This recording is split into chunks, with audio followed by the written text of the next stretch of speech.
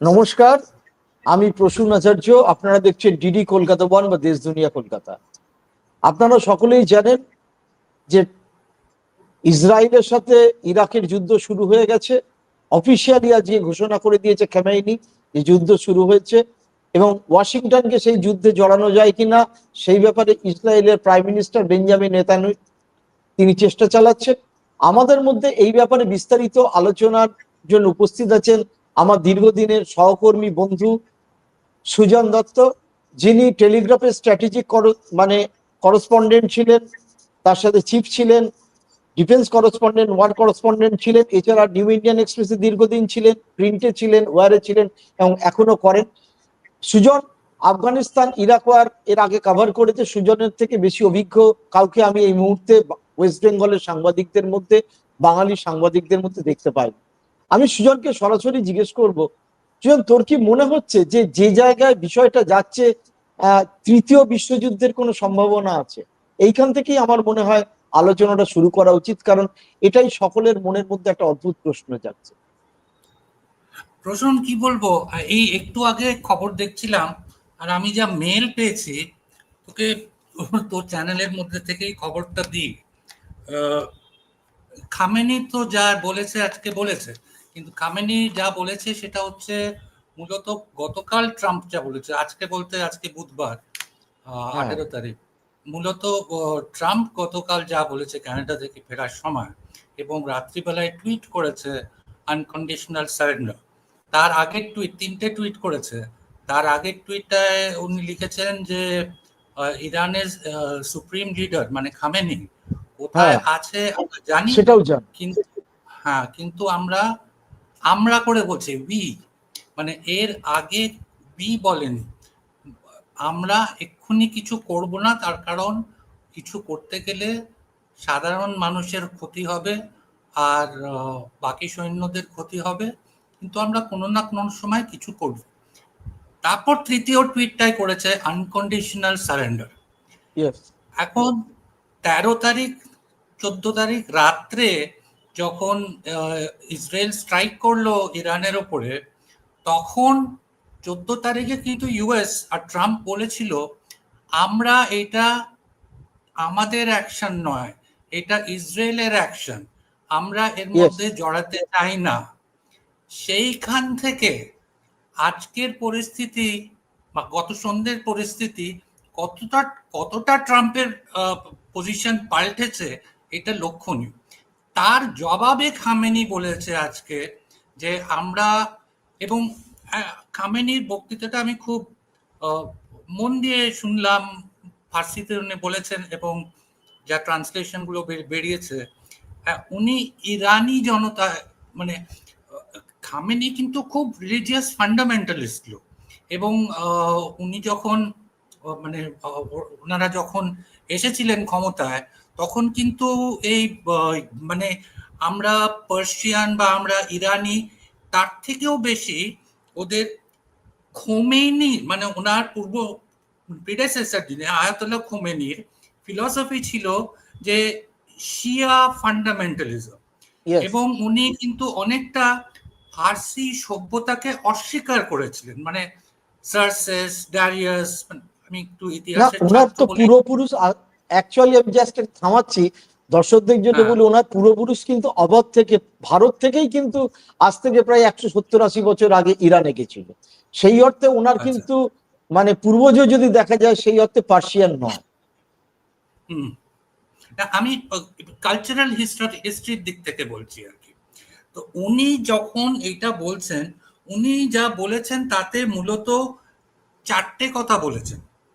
প্রথমত উনি ট্রাম্পের জবাবে বলেছেন যে আমরা কিন্তু পাল্টা জবাব দেব, এবং এখানে আমেরিকান সোলজারও অনেক আছে এবং আশেপাশে আমেরিকান বেসও অনেক আছে, আমাদের পাল্টা জবাব দিতে খুব একটা অসুবিধা হবে না। তৃতীয়ত, এই ইসরায়েলকে সমর্থন করে আপনারা ভীষণ বড় ভুল করছেন ইরানি সভ্যতার বিরুদ্ধে। এইটা হচ্ছে প্রথম দুটো মেসেজ আমেরিকার জন্য। তারপরের দুটো মেসেজ উনি ইসরায়েলের জন্য দিয়েছেন, যে ইসরায়েল আপনারা এই যুদ্ধ শুরু করে খুব ভুল করেছেন। চতুর্থ মেসেজ হচ্ছে আপনারা কতদিন এটা চালাতে পারবেন আমরা দেখিয়ে দেব। আর পঞ্চম একটা মেসেজ ছিল, সেটা ইরান, সেটা ওখানকার জনতার জন্য, যে আপনারা একসঙ্গে থাকুন। মানে এটা বলার পেছনে একটা কারণ আছে, তার কারণ মানে এই খামেনির রেজিমের এগেনস্টে তো খুব বিক্ষুব্ধতা পাচ্ছে, মানে লোকে খুব বিক্ষুব্ধ হ্যাঁ, হ্যাঁ, বলে, কেন এরা মহিলাদের উপরে অত্যাচার করেছে, শিক্ষকদের উপরে অত্যাচার করেছে, মানে মানে ওনাদের যে এই রেজিম এর যে পলিটিক্স, সেটাকে কন্ডন করার কোনো জায়গা নেই।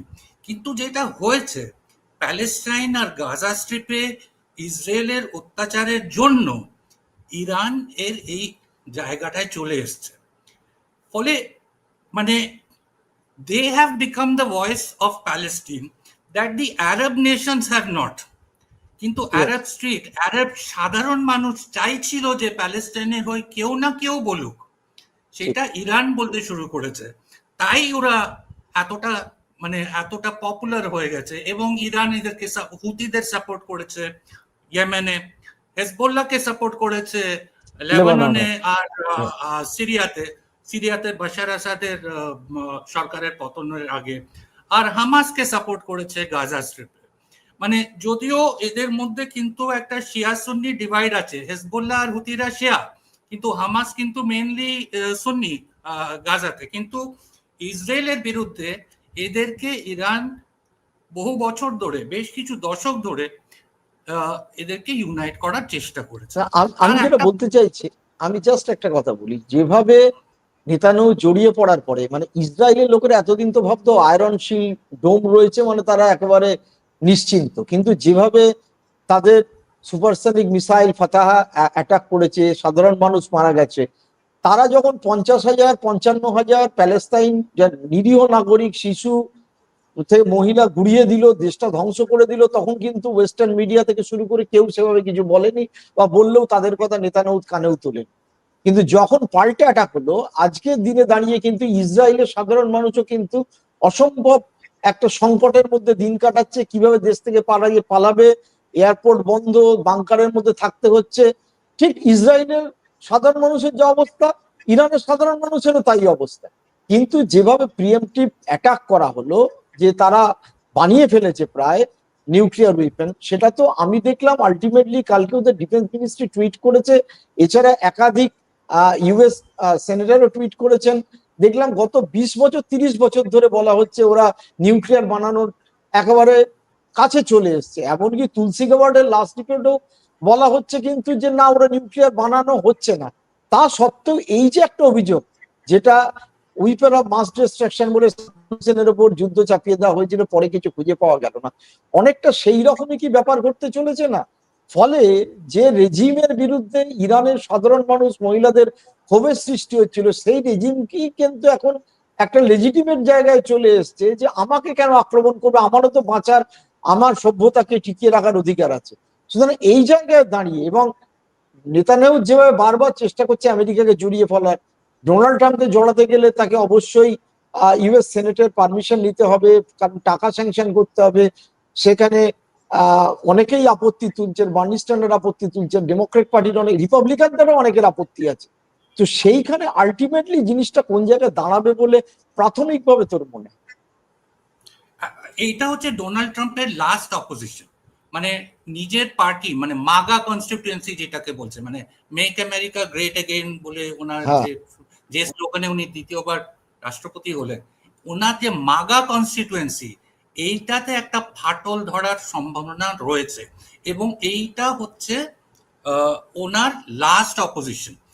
কিন্তু আমেরিকার কনস্টিটিউশন অনুযায়ী যুদ্ধ ঘোষণা করতে গেলে ইউএস কংগ্রেসের স্যাংশন দরকার। সেইটাকে এখন বাইপাস করে এক্সিকিউটিভ অর্ডার দিয়ে করবেন কিনা দেখা যাক। মানে কিন্তু ওদের কনস্টিটিউশন কিন্তু বলছে যে if you have to go to war you have to take the sanction of the US Congress.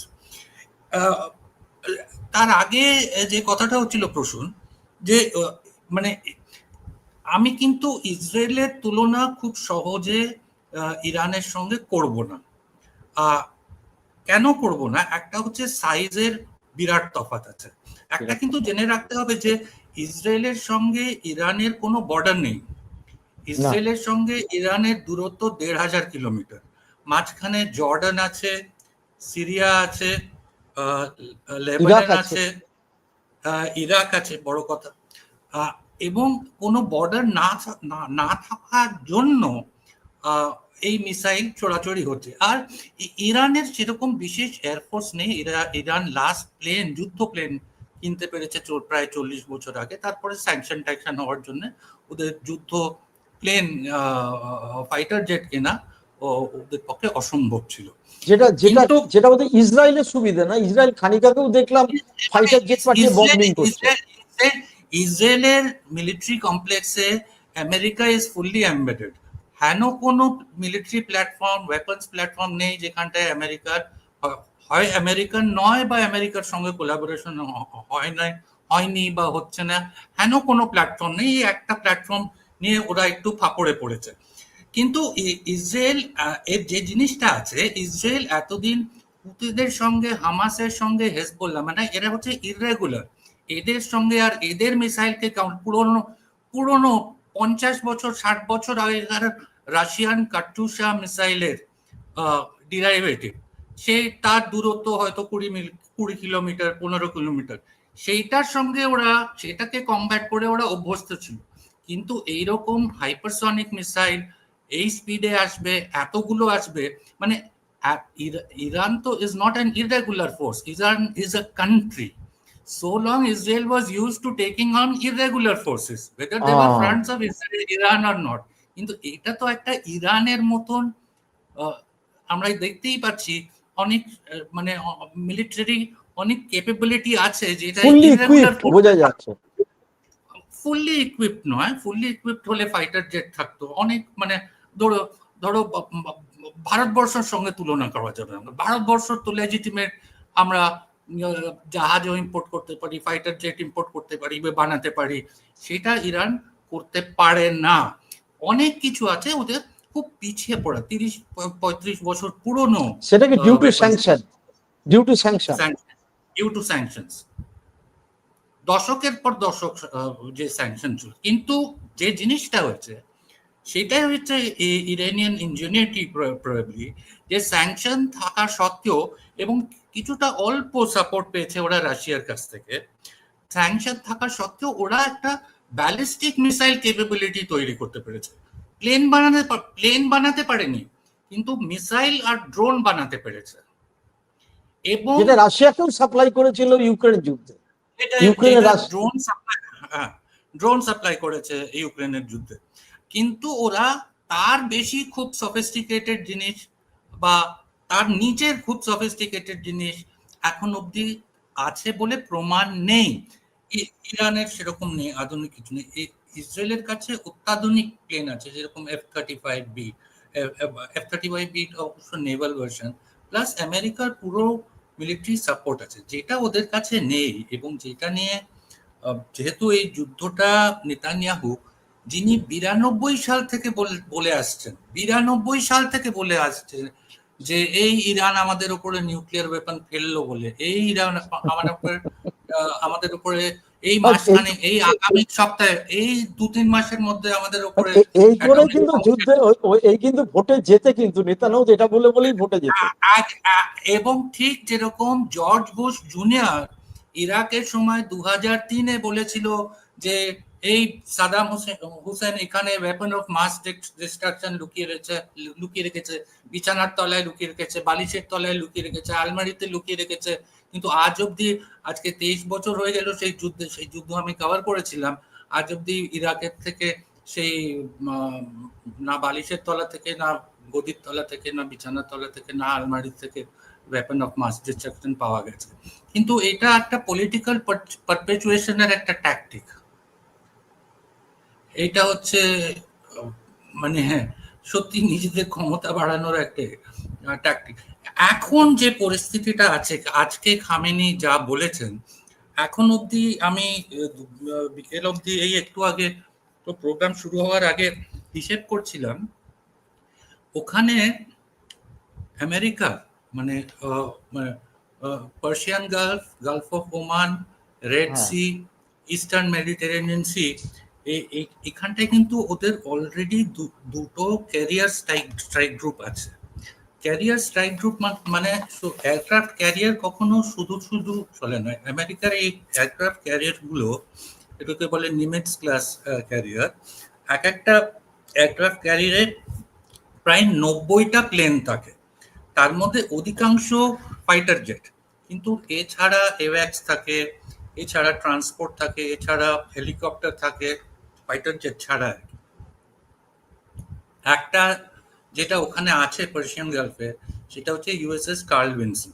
USS curl Vinson বিখ্যাত বা কুখ্যাত এয়ারক্রাফট ক্যারিয়ার। যখন ওসামা বিন লাদেনকে 2009-তে পাকিস্তানের মানলো, জ্যাকবাবাদ থেকে ওরা মারলো, হ্যাঁ তখন হ্যাঁ ওসামা বিন লাদেনকে ওই কার্ল ভিনসন থেকে ওর সি বেরিয়াল হয়েছিল, যাতে ওকে আবার আফগানিস্তান বা ওদেরকে ফেরত না দিতে না, হয়। হ্যাঁ হ্যাঁ সেই ইউএসএস কার্ল ভিনসনে আমিও গেছি। আর এখন যেটা একটা তৃতীয় ক্যারিয়ার ব্যাটল গ্রুপ যাচ্ছে, সেটা হচ্ছে ইউএসএস নিমিটস, যেটা ওদের সব থেকে পুরনো এয়ারক্রাফট ক্যারিয়ার। সেটা তার মানে আমেরিকায় যুদ্ধটাই প্রায় জড়িয়ে পড়েছেই বলা চলে, সাইকোলজিক্যালি জড়িয়ে পড়েছে। জড়িয়ে আছে, কিন্তু ডাইরেক্টলি নেই। ওরা গিয়ে এখনো ইরানকে বম্বিং করেছে, ইরানের উপরে বম্বিং করেছে, তার কোনো এভিডেন্স নেই। ইসরায়েল তো আমেরিকান প্ল্যাটফর্ম ব্যবহার করছে, এবং ইসরায়েলের বিভিন্ন যে মিলিটারি ইকুইপমেন্ট আছে তাতে American equipment is fully integrated. কেননা ইসরায়েলকে সাপোর্ট করা হচ্ছে আমেরিকান পলিসি, এবং ডোনাল্ড ট্রাম্পের পলিসি শুধু নয়, এর আগেও অতীতে সমস্ত একই ব্যাপার ছিল। এটা গাজাতে এই অবস্থা করলো, ইয়াং আমেরিকানরা ভোট দিল না, ছেলেরা যারা ডেমোক্রেটিক পার্টি সাপোর্ট, কারণ গাজাকে ধ্বংস করে দেওয়া হলো, কিন্তু বাইডেন সেভাবে কিছু আটকায়নি। এটা আমেরিকান পলিসি, এটা ডোনাল্ড ট্রাম্প হোক, ডেমোক্রেটিক হোক, রিপাবলিকান হোক, ডাজন্ট ম্যাটার।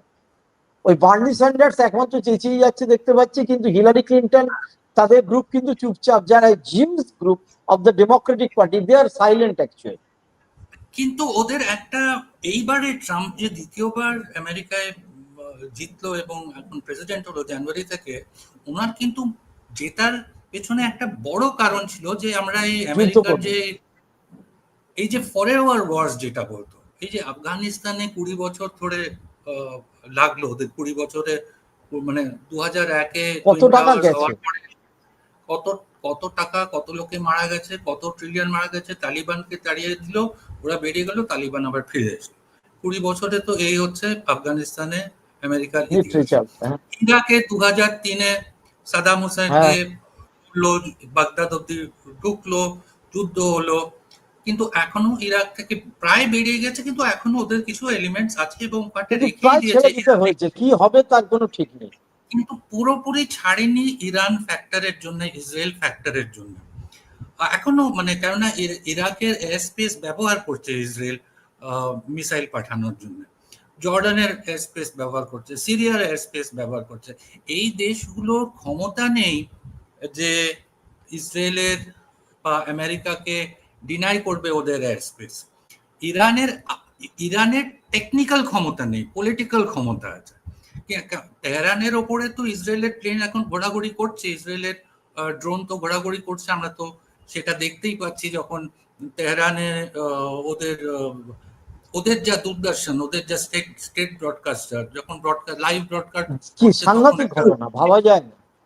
কি সাংঘাতিক ঘটনা, একদিক থেকে হাস্যকর, আরেক দিক থেকে এটা হচ্ছে মানে বলে দিল যে আমরা হাজির আছি। ওরা চাইলে কিন্তু পুরো বিল্ডিংটা ধ্বংস করতে পারতো, সেটা করলো না। ওরা তো টার্গেটেড অ্যাটাক যেটা করছে, সেটা খুব টার্গেটেড, মোসাদকে দিয়ে একেবারে টার্গেটেড অ্যাটাক করছে, মোসাদকে দিয়ে।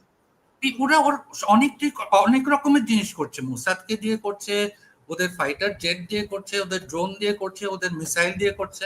না, ওরা তো রেজিম চেঞ্জ করতে চায়, এইটা এখানেই কিন্তু মূল সমস্যাটা কিন্তু আটকে গেছে। আসলে এইখানটাই হচ্ছে, এখন মনে হচ্ছে যে ইসরায়েলের মিলিটারি অবজেক্টিভটা এখনো ক্লিয়ার নয়। ওরা 13-14 তারিখে যখন ওরা শুরু করলো, তখন বললো আমরা ওদের নিউক্লিয়ার ফ্যাসিলিটি গুলোকে, নিউক্লিয়ার এনগেজমেন্ট বন্ধ করে দেবো।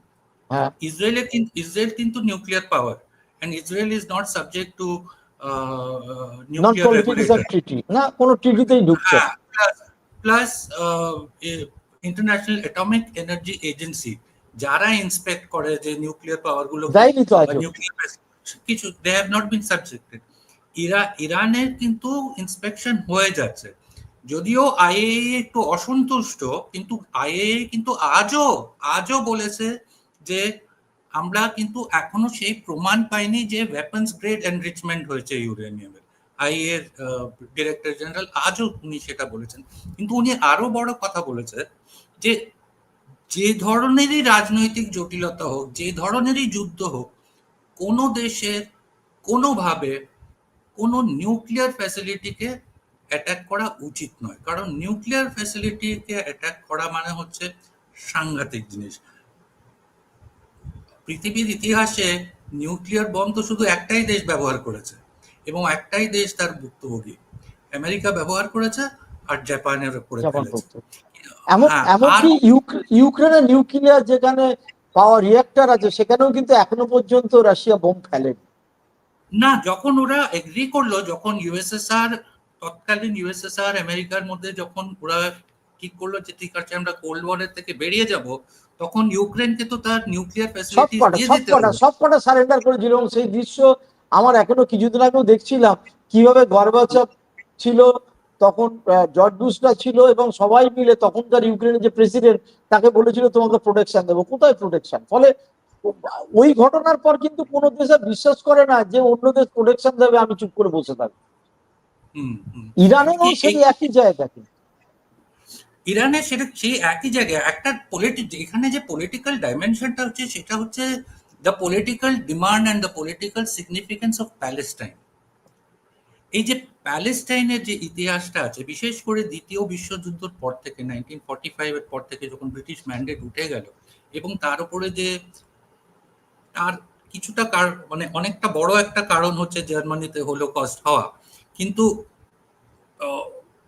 প্যালেস্টিনিয়ানদেরকে তাড়িয়ে দিয়ে ইসরায়েল ইয়ে করা, মানে যেখানটা ইউনাইটেড নেশনসের রেজলিউশন আছে, বিভিন্ন দেশের রেজলিউশন আছে, two state solution, where Israel and Palestine will coexist peacefully together. তাই তো ইতিহাস ছিল, মানে 1920 অব্দি তো তাই ইতিহাস ছিল। হ্যাঁ, না না, নেতানিয়াহু ক্রমশ বাড়তে বাড়তে এইবার যেটা করলো, আমরাও সেই ছোটবেলার থেকে প্যালেস্টাইন ইসরায়েল করতে করতে ইয়াসার আরাফাত নোবেল প্রাইজ পেলো, অ্যারিয়েল শারন পেলো, তারপর মরেও গেল দুজন। কিন্তু ঘটনা হচ্ছে আজকে যে জায়গায় দাঁড়িয়েছি, মাঝে মাঝে হতাশ লাগে। এই এত বছর ধরে সাংবাদিকতা করে, এত বছর ধরে স্কুল কলেজে পড়ে, আজকে প্রায় 60 বছর বয়সের কাছাকাছি এসে দেখতে পাচ্ছি যে ব্যাপারটা সেই একই জায়গায় দাঁড়িয়ে রয়েছে, এবং সেই একই আওয়াজ উঠছে, সেইভাবেই প্যালেস্তাইনিরা মরছে। আমার মূল প্রশ্নের জায়গা, তাহলে প্যালেস্তাইন ইস্যুটাকে সামনে রেখে ইসরায়েল অ্যাটাক করলো হামাসদের নাম করে ইরানকে, এবং প্রথমে তুই একেবারেই ঠিক বলছিস যে 6 দিন আগে যা বলেছিল আজকে অন্য কথা বলছে। 6 দিন আগে বলেছিল নিউক্লিয়ার একে অ্যাটাক করলাম, আজকে বলছে রেজিম চেঞ্জ করবো। তাহলে ইসরায়েলের নেতানিয়াহুদের মূল মানে উদ্দেশ্যটাই তো আলাদা। যেহেতু আমার কাছে যতদূর খবর, এবং আমি যেটুখানি জানতে পেরেছি খবরের কাগজ পড়ে বা সংবাদ সূত্রে, লাস্ট অ্যাটমিক যাদের এটা পরিদর্শন করার কথা ছিল সোমবার দিনকে, আর রোববার দিনকেই ও অ্যাটাক করে দিয়েছে। যে গত রোববার তো ইউএস আর ইরানের মধ্যে নিউক্লিয়ার টকস হওয়ার কথা ছিল, হ্যাঁ, তার আগেই তো অ্যাটাক করে দিল। তার মানেটা কি? সেই টক যাতে না হয় তার আগের দিনই অ্যাটাক করে দিয়েছে, শুক্রবার অ্যাটাক করে দিয়েছে। হ্যাঁ, তার মানে নেতানিয়াহু ড্র্যাগ করছে আমেরিকাকে যে তোমরা সেই যুদ্ধটা জড়িয়ে পড়ো। সেই জন্যই আমি তোকে জানতে চাইছি যে আলটিমেটলি কি মনে হচ্ছে আমেরিকা এর মধ্যে, এটা ভবিষ্যৎ কেউই জানে না কি হবে। ডোনাল্ড ট্রাম্পও জানে না, আমিও জানি না, তুমিও জানিস না, খেমেনিও জানে না, নেতানিয়াহু তো জানে না। কিন্তু একজন এই বিশেষজ্ঞ হিসেবে, এই সমর বিশেষজ্ঞ হিসেবে আমার মনে হচ্ছে কি আমেরিকা কি এর মধ্যে জড়িয়ে পড়বে, বা এটা কি আরো ভয়ঙ্কর জায়গায় যাবে, সিভিয়ার? আমেরিকা জড়িয়ে আছে, কিন্তু জড়ানোর লেভেলটা কতটা, মানে এই মুহূর্তে ইসরায়েল কি চাইছে? এই মুহূর্তে ইসরায়েল চাইছে যে আমেরিকা তাদের একটা বম্ব আছে, সেটাকে অনেকে মাদার অফ অল বম্বস বলে। এই বম্বটার নাম হচ্ছে GBU-57 ম্যাসিভ অর্ডিন্যান্স পেনেট্রেটর, MOP। যে বম্বটা 13,500 পাউন্ড, মানে প্রায় 20,000 কিলো। সেই বমটা, যে সব প্লেন তো এরকম 6 ফুট লম্বা একটা বম, এই হচ্ছে তার ওজন। এই বমটা আমেরিকার দুটো প্লেন ক্যারি করতে পারে, একটা হচ্ছে B-2, একটা হচ্ছে B-52, এবং সেটা সাধারণত লং ডিস্টেন্স স্ট্র্যাটেজিক বম বলে। এই বমটা গিয়ে ইসরায়েলের ধারণা বা ইসরায়েলিদের ধারণা যে এই বমটা ম্যাসিভ ভাবে পেনেট্রেট করতে পারে, কেননা মাটির নিচে নিউক্লিয়ার যেখানে ফ্যাসিলিটিস, নিউক্লিয়ার হ্যাঁ, ফেসিলিটি গুলো আছে ওখানে প্রায় ছোট। প্রায় প্রায় 90 ফুট নিচে। এবং বিশেষ করে যেটা সন্দেহ করা হচ্ছে, যা নিয়ে বলা হয়, আমরা তো আর কেউ এগুলো দেখিনি, এবং এগুলো নিয়ে লেখা এক্সপার্টরা যা বলে আমরা সেটা শুনি বা বইতে পড়েছি বা বিভিন্ন আর্টিকেলে পড়েছি। ফোর্দো বলে একটা জায়গা তেহরানের দক্ষিণে, ফোর্দো, FORDOW। নাতানজ তো আগেই অ্যাটাক করেছিল ওকে। নাতানজ কিন্তু ঠিক নিউক্লিয়ার এনরিচমেন্টের জায়গা নয়, কিন্তু ফোর্দো একটা সন্দেহ করা হচ্ছে, বলা হচ্ছে নিউক্লিয়ার এনরিচমেন্টের জায়গা। সেই ফোর্দোটাকে ভেদ করার জন্য, ফোর্দোর যে নিউক্লিয়ার এনরিচমেন্ট ফ্যাসিলিটি আছে সেটাকে ভেদ করার জন্য ইসরায়েল চায় যে আমেরিকা এই বমটা তাদের এই প্লেনটা নিয়ে ব্যবহার করুক এবং ফোর্দোতে অ্যাটাক করুক। এইটা হচ্ছে জেনারেল মানে কনভেনশনাল সেন্স এখন যেটা যাচ্ছে। আমার কিন্তু অন্য জিনিস মনে হয়, আর সেটাই সেটা শুনতে চাইছি, দর্শকদের কাছেও আমি সেটাই শোনাতে চাই। আমার মনে হয়, এবং এখানটায় ম্যাপ ব্যবহার করলে খুব ভালো হয়। না, ম্যাপ আমরা বিশেষ করে, দেখাবো এর মধ্যে, হ্যাঁ আমরা তো হ্যাঁ, ম্যাপ দেখাবো। সেটা হচ্ছে পার্সিয়ান গালফে স্ট্রেট অফ হরমুজ বলে একটা জায়গা আছে। হ্যাঁ হ্যাঁ হ্যাঁ, স্ট্রেট অফ হরমুজটা হচ্ছে 33 হরমুজ কিলোমিটার। ওই মানে ক্যানেলের ওইখান দিয়ে যে জাহাজগুলো যায় কুয়েত থেকে শুরু করে ইয়ামেন, সব জাহাজগুলোই তো না, ওইখান থেকেই একদম তেল নিয়ে ইরান যায়। থেকে, মানে উত্তরে পার্সিয়ান গালফের উত্তরে ইরাক আর ইরান, তারপরে হ্যাঁ কুয়েত, হ্যাঁ, হ্যাঁ, সব সেইখান জাহাজ থেকে তেলবাহিত জাহাজ সব ওই বন্দর, ওখান দিয়েই বেরোতে ও, হবে। এবং ওখান থেকে, মানে পার্সিয়ান গালফ থেকে বেরিয়ে গালফ অফ ওমানে ঢোকে। হ্যাঁ সেই যে জায়গাটায় ঢুকছে, এইটা ম্যাক্সিমাম চওড়া একটা জায়গা হচ্ছে 33 কিলোমিটার। এই হ্যাঁ 33 কিলোমিটারের মধ্যে মাঝখানে মাত্র 4 কিলোমিটার, 5 কিলোমিটারের জায়গায় জাহাজ চলাচল চলে, করতে পারে, কেন মানে যেটাকে এরকম হারমুজ হারমুজ প্রণালী বলে বাংলায়। ওই জায়গাটা কিন্তু ভার্চুয়ালি ইরাকের মিসাইল এবং এর আন্ডারে, মানে ইরাক যদি মনে করে ওই জায়গাটা কিন্তু গন্ডগোল করে দিতে না, পারে। ওই জায়গাটার সরি, ইরান সিকিউরিটি, ইরান গন্ডগোল করতে পারে। ওই জায়গাটার সিকিউরিটির দায়িত্ব দুটো দেশে বর্তায়। একটা হচ্ছে আচ্ছা, ইরান, আর উত্তরের দিকে ইরান, যাদের মেইন ফ্যাসিলিটি হচ্ছে বান্দার আব্বাস, যেটা ইরানিয়ান নেভির একটা বড় হ্যাঁ ফ্যাসিলিটি, আর হ্যাঁ তার ঠিক দক্ষিণে হচ্ছে ওমান।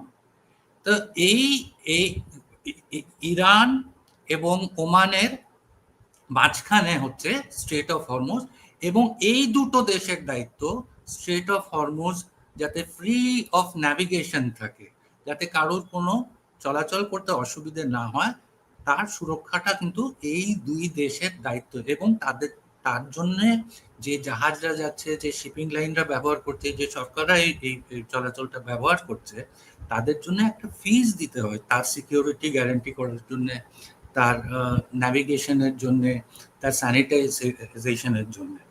এখন যদি এই ধরনের আক্রমণ হতেই থাকে ইরানের ওপরে, ইরান কিন্তু চেষ্টা করতে পারে এই স্ট্রেট অফ হরমুজকে আটকে দেওয়া। ঠিক, সবসময় কি আর ফিজিক্যালি আটকানো হয়? অনেক বিভিন্ন রকমের অনেক উপায় আছে, রকম। মাইনিং, অনেক রকমের উপায় আছে। কিন্তু এবং একবার এইটা হয়ে গেলে পৃথিবীর মানে পৃথিবীর যা তেল প্রয়োজন, হ্যাঁ, তা তার তো সব আটকে যাবে, প্রায় হু করে দাম বাড়বে। সব, মানে প্রায় 25% তেল ওইখান ওরা দিয়ে যাতায়াত করে। ওইখান থেকে যাতায়াত করে। কিন্তু এইটা আটকে দিলে ইরানেরও ক্ষতি, তার কারণ ইরানের তেলও তো হ্যাঁ, ওখান দিয়ে আসছে। মানে ইরানের সব থেকে বড় তেলের যে তাহলে ফিল্ডটা, ইসরায়েল চাইছেটা কি? ইসরায়েল চাইছেটা কি? এখন এটা তো আর গাজা স্ট্রিপ বা ওয়েস্ট ব্যাংক নয়। ইরান ইজ হ্যাঁ potentially a very rich country, তেল। তেল এবং তার সঙ্গে এত রকমের অ্যাসোসিয়েটেড ইন্ডাস্ট্রি, তেল, gas, POL, petroleum, oil and lubricants, this is, এবং এই অধিকাংশ তেল কিন্তু ইরানের সব থেকে বড় তেলের বায়ার কিন্তু চায়না। ইন্ডিয়া একটা সময় অনেকটা তেল কিনতো ইরানের কাছ থেকে, সেটা কমিয়ে কমিয়ে এখন ইন্ডিয়া বেশিরভাগ তেল রাশিয়ার থেকে কেনে। আর ইন্ডিয়া এটা কমিয়েছে আমেরিকার চাপে এসে। কিন্তু আরো সিঙ্গাপুরে যায়, তাহলে চায়না তার মানে এই পেছন থেকে তো ইরানকে সাপোর্ট করবেই। এবং কালকেও একটা কথা উঠেছিল, ওদের একটা কার্গো নেমেছে, দুদিন আগে হ্যাঁ, নেমেছে, দুটো কার্গো প্লেন গেছে এরকম যেটা শোনা গেছে। চায়নার তো একটা মরাল সাপোর্ট তো রয়েছে।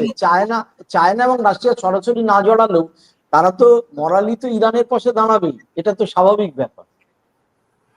আমার মনে হয় ওই যে দুটো প্লেন গেছিল না, তাতে যুদ্ধের মাঝখানে কি আর মিলিটারি ইকুইপমেন্ট নিয়ে গেছে, আমার সন্দেহ। না, আমার এগুলো মনে সব হয় এগুলো গুজব, এত ফেক নিউজের চক্করে এটাও ওদের লোকেদের বার করার জন্য গেছিল, এটা আমার তাই মনে হয়। হচ্ছে। এটা আমার ভারতের তো 10,000 স্টুডেন্ট আটকে রয়েছে, তাদের এখনো কি হবে না হবে। না, তারা বেরিয়ে গেছে কাল রাত্রে, আজকে রাত্রে হয়তো এসে তার মূলত আর্মেনিয়া বর্ডার থেকে বেরোবে আর একটু উত্তরের দিকে। আজকে রাত্রে 1টা নাগাদ পৌঁছানোর কথা, মানে 18-19 তারিখ রাতে 1টা নাগাদ। এদের মধ্যে অনেক অনেক কাশ্মীরি ছাত্র আছে। আমিও যখন ইরানে গেছিলাম 2011-তে, আমি তো পুরো ইরান, মানে উত্তর থেকে মানে দক্ষিণ থেকে উত্তর পুরোটা বাসে করে, গাড়িতে করে গেছি। তখনও কিন্তু অনেক ভারতীয় ছাত্র অনেকেই ছিল। তাহলে আলটিমেটলি যেরকম নেতানিয়াহু মনে করছে যে 2-4 দিনের মধ্যে ইরান একেবারে সারেন্ডার করে যাবে, আমেরিকা জড়িয়ে পড়বে এবং ব্যাপারটা মিটে যাবে, এইরকম না। আমরা জাস্ট একটা কথা বলি, ঠিক যখন পুতিন আক্রমণ করেছিল, জেলেনস্কি সে একটার থেকে এসে দেশের প্রেসিডেন্ট হয়েছিল, আমরা কেউ ভাবিনি কিন্তু 2-2.5 বছর ধরে চলবে। আমরা ভেবেছিলাম এটা 7-10 দিনের মধ্যে মিটে যাবে, কিন্তু যেভাবে ড্র্যাগ হতে হতে আজ 2.5 বছর ধরে চললো। এবং ইরান ইরাকের সাথে 8 বছর ধরে যুদ্ধ করেছে, সুতরাং they can track the war না। গাজা স্ট্রিপও তো, গাজা স্ট্রিপ 7ই অক্টোবর যদি হামাস ওই আক্রমণ করে থাকে দক্ষিণ ইসরায়েলে, তা মানে 7ই অক্টোবর এর পর থেকে যখন ইসরায়েল গাজাতে আবার, না গাজার ওপরে ইসরায়েল প্রায় দু বছর পর পর আক্রমণ করে থাকে। 7ই অক্টোবর 2023-এ শুরু করেছে, আমরা তো ভেবেছিলাম মাস দুয়েকের মধ্যে গুটিয়ে যাবে, আজকে তো 2 বছর হতে চললো, সেটাও তো এখনো চলছে। তার মানে ইমিডিয়েট যে তৃতীয় বিশ্বযুদ্ধ বেঁধে যাবে এবং ইরান সহজে সারেন্ডার করে যাবে, ব্যাপারটা এত সহজে মনে হচ্ছে না, তাই তো?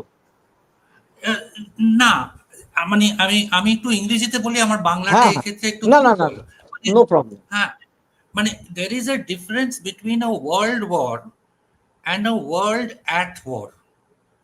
মানে সারা পৃথিবীতে তো অনেকগুলো যুদ্ধ চলছে, মানে ইউক্রেনে যুদ্ধ চলছে, এখন এখন গাজায় চলছে, ওয়েস্ট ব্যাংকে তো চলেই আসছে, এখন ইরানের সঙ্গে। So we have a world at war already, কিন্তু ওয়ার্ল্ড ওয়ার হবে কিনা, that is a quantum lip.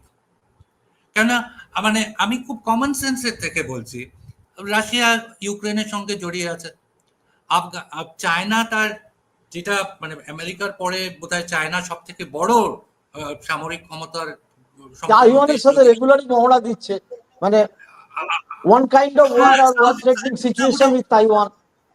হ্যাঁ, তো so we already have a world at war. এখন সেই মাঝখানের অ্যাট শব্দটা, 2 অক্ষরের শব্দটা বেরিয়ে যাবে কিনা, সেটা মানে that is the difference. My main question is that whether the Netanyahu will drag USA in this war. He's trying to drag USA in this war. He's trying to. How is your assessment whether he will be successful? Because the Jewish lobby in US Senate or House, they can support it, or some of them are opposing also, no? দুটো জিনিস আছে না, বললাম যে মাগা কনস্টিটুয়েন্সিতে একটা ভাগ হয়ে যাবে, কেননা ট্রাম্প যে স্লোগানে এবারে প্রেসিডেন্ট হয়েছে, তার মধ্যে একটা ছিল we will not get involved in forever wars. কিন্তু ওনার রাষ্ট্রপতি হওয়ার পর থেকে উনি তো এখন অব্দি উনি বলছেন যে হ্যাঁ, আমি নোবেল পিস প্রাইজ চায় না, ও তো নোবেল পিস প্রাইজ চাইছে। এখন সেটা সেটা মানে সেটাই বলছি না, তফাৎটা দুটো দুটো অক্ষরের, মানে from world at war to world war, তফাৎটা দুটো অক্ষরের। দুটো এখন অক্ষরে। ওনার রিপাবলিকান পার্টির মধ্যে যদি বলে যে আচ্ছা ঠিক আছে যাও তুমি তার মানে আমি জাস্ট একটু সামাপ করি, তার মানে আমরা একটা জিনিস পরিষ্কার বুঝলাম সুজন, যে এক নম্বর হচ্ছে যে পুরনো হাতিয়ার, পুরনো প্লেন ইরানের হাতে রয়েছে, যেগুলো গিয়ে বম্বিং করে আসার পক্ষে অনুপযুক্ত, কিন্তু ওরা ব্যালিস্টিক মিসাইল ফাতেহা বা সুপারসনিক যেভাবে ডেভেলপ করেছে, দে ক্যান অ্যাটাক ইসরায়েল। যতটাই ক্ষতি করুক না কেন, ইসরায়েলের মানুষের গত 6 দিন ধরে তো করছে। হৃদকম্পন ধরিয়ে দিয়েছে। সেখানে বিভিন্ন জায়গায়, স্ট্র্যাটেজিক জায়গায় হিট করছে। হাইফা পোর্ট ধ্বংস করুক না করুক, সেখানে হিট করেছে। সেখানে মোসাদের হেডকোয়ার্টার হিট না করুক, তার 600 মিটার 500 মিটারের মধ্যে বোম ফেলছে, শহরের মধ্যে বোম ফেলছে। এইরকম সিচুয়েশনের যারা ভয়ঙ্কর মুসলিম হেটার জিউ, তারাও কখনো পর্যন্ত ইসরায়েলে বসবাস করে ভাবে। সুতরাং নেতানিয়াহুকে যাই করতে হোক না কেন, খুব শর্ট টাইমের মধ্যে করতে হবে, যাতে বিষয়টা বন্ধ হয়। না হলে তো ক্রমশ নেতানিয়াহুর বিরুদ্ধে সাধারণ মানুষ প্রশ্ন তুলবে, কারণ he was also unpopular in Israel, very unpopular. ইসরায়েলে নেতানিয়াহু ক্রমশ আনপপুলার হচ্ছিল, যেরকম ভাবে খেমেনি প্রশাসন আনপপুলার হচ্ছিল। সুতরাং তাকেও তো খুব দ্রুততার সাথে ব্যাপারটা করতে হবে, তাই না? এইটা তো উনি তো কোনো ডেডলাইন দিচ্ছেন না। আমি আজকে দেখলাম এখন মানে ওনার ফরেন মিনিস্টার না, ওরা তো one point regime change, they want regime change. না, সেখানটাও তো ওরা পরিষ্কার না। আমি তো সেটাই বলছি যে ওদের ওদের তো টার্গেটিংটাই ঠিক নেই। ওরা প্রথমে যুদ্ধটা শুরু করলো এই বলে যে আমরা ওদের ইরানের নিউক্লিয়ার ফ্যাসিলিটিস গুলোকে আটকে দেবো, তারপরে বন্ধ এখন করে অন্য দেবো। জায়গায় চলে গেছে। তারপরে বললো রেজিম চেঞ্জ। আজকে আমি নেতানিয়াহুর ফরেন মিনিস্টার, আমি একটু আগে দেখলাম লাইভ টেলিকাস্টে, উনি বলছেন যে regime change could be a result, but regime change is not our objective. তো হোয়াট ইজ দ্য তো objective? that is a big question. Their goalposts keep shifting. মানে তুমি যদি ফুটবল খেলো আর তুমি তো বল নিয়ে দৌড়বে গোলের দিকে, এখানে গোল পোস্টে যদি পাল্টাতে থাকে, তাহলে তুমি বলটা ডালবে কোথায়? মানে it is a very poor example to give যুদ্ধের সঙ্গে না, ফুটবলের। দ্যাটস রাইট, কিন্তু দ্যাটস এইটাই right, that's the right situation actually. And people are scared না, ভারতীয়রা সারা পৃথিবীর তেলের দাম কোথায় বাড়বে, আহ, আমাদেরও শেষ করতে হবে। আলোচনার শেষে তাহলে আমরা এইদিকে তাকিয়ে থাকবো যে এটা কতদিন ধরে ড্র্যাগ হয়। আমরা বুঝতে পারলাম যে ইসরায়েল তাদের কি হাতিয়ার নিয়ে লড়ছে এবং ইরান তাদের কি হাতিয়ার নিয়ে লড়ছে, কিভাবে নেতানিয়াহু আমেরিকাকে জড়াতে চেষ্টা করছে। এবং সুজন খুব ভালো ব্যাখ্যা করেছে যে রিপাবলিকান পার্টির মধ্যেও তার ডিভিশন আছে, কতটা সাপোর্ট ডোনাল্ড ট্রাম্প পাবে, কতটা পাবে না, সেটা নিয়েও প্রশ্ন আছে। আমরা এদিকেই স্ট্রেট তাকিয়ে অফ থাকবো। হরমুজটা হচ্ছে সব থেকে বেশি ইম্পর্টেন্ট। এবং হরমুজ প্রণালীর যে জায়গাটা, সেইখানটা আলটিমেটলি কার এখতিয়ারে থাকবে, এইটা ভীষণ ভাবে আমরা অবশ্যই প্রতিবার আপনারা যারা দর্শক তারা ম্যাপে দেখবেন বারবার, আমরা একাধিকবার ওই প্রণালী এবং তার আশপাশের এলাকা আমরা যেরকম অন্য ভিডিওতে দেখাই, সেক্ষেত্রে এক্ষেত্রেও দেখাবো। সুজন, অনেকক্ষণ আমাদের সঙ্গে থাকার জন্য ধন্যবাদ। আশা করি পরবর্তীকালেও আমরা এই ধরনের আরো আলোচনা দর্শকদের উপহার দিতে পারবো। যদি যুদ্ধ আরো আগের দিকে যায়, তবে আমরা কেউই যুদ্ধ চাই না, সাধারণ মানুষের প্রাণহানি চাই না। আমরা চাই যত দ্রুত সম্ভব এটা বন্ধ হোক। আপনারা দেখতে থাকুন ডিডি কলকাতা 1, দেশ দুনিয়া কলকাতা। লাইক, শেয়ার, কমেন্ট করুন। ভালো থাকবেন। নমস্কার। সুজন, অনেক ধন্যবাদ।